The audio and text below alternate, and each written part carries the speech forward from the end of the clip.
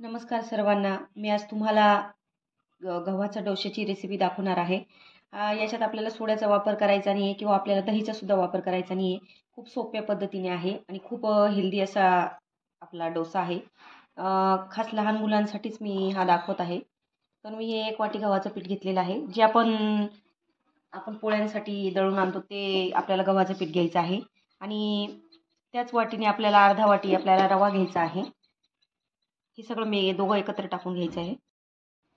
हे दोघं असं मिक्स करून घ्यायचं आहे आणि हे प्रमाण एकदम अचूक आहे आणि खायला हा डोसा खूप कुरकुरीत आणि खूप छान लागतो. हे बघा, मी त्याच वाटीने इथं 1 वाटी पाणी घेऊन घेतलेलं आहे. आधी आपल्याला 1 वाटी पाणी टाकायचं आहे आणि हे सगळं मिक्स करून घ्यायचं आहे. कारण गिठोळ्या पडण्याची शक्यता असते पिठाला, त्यामुळे आधी 1 वाटी पाणी टाकूनच आपल्याला हे मिक्स करून घ्यायचं आहे व्यवस्थित.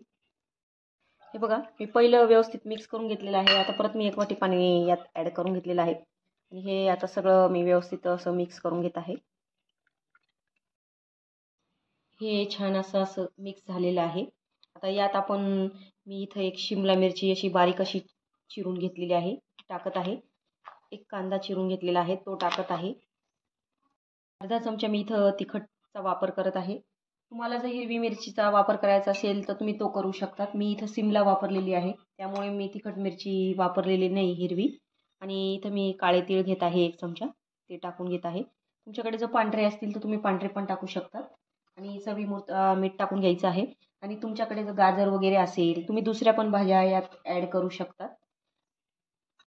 1 चमचा जिऱ्याचा वापर करत आहे मी इथं आणि हे व्यवस्थित आता मिक्स करून घ्यायचं आहे. अगदी आपल्याला जर वेळच नसला करण्यासाठी काही, तर आपण हे एकदम फास्ट असं करू शकतो आणि याच्याने आपलं पोट पण भरून जातं. त्याच्यामुळे खूप छान रेसिपी आहे ही. अगदी झटपट होते आणि खूप छान लागते चवीला. मुलांना कळणार पण नाही हा कोणता डोसा केलेला आहे आपण, त्यामुळे आपण हे नक्की करून खाऊ घाला मुलांना. छान मिक्स झालेलं आहे. अगदी थोडंसं घट्ट वाटतंय, तर मी यात अजून थोडंसं पाणी टाकून घेत आहे. अर्धी वाटी पाण्याचा मी परत वापर केलेला आहे. या प्रकारे मी पातळ ठेवलेलं आहे. आता हे आपल्याला 10 मिनिटासाठी आपण हे बाजूला ठेवून देणार आहोत. मी डोसा करण्यासाठी मी इथं तवा ठेवून घेतलेला आहे, त्यावर तेल टाकून घेत आहे व्यवस्थित. चारींनी व्यवस्थित तेल आपल्याला पसरून घ्यायचं आहे. आता आपण डोसा टाकून घेऊया. तुम्हाला वाटेल त्या आकारात तुम्ही करा. मी अगदी जास्त मोठे पण नाही, जास्त छोटे पण नाही, मीडियम आकारात करते आहे हे डोसे. आपल्याला मीडियम फ्लेमवरच हे डोसे करायचे आहे, म्हणजे खूप छान कुरकुरीत होता. आता याला होऊ द्यायचं आहे. एका बाजूने आपला छान डोसा झालेला आहे. हे बघा, खूप इझिली बी निघत आहे हे डोसे. हे बघा किती छान असा कलर आलेला आहे आपल्या डोशाला. आता दुसऱ्या बाजूने पण आपण व्यवस्थित होऊ देणार आहोत. अगदी छान असा आपला डोसा तयार झालेला आहे, बघू शकतात तुम्ही. हे बघा, अगदी छान असे गव्हाचे डोसे तयार झालेले आहेत, बघू शकतात तुम्ही.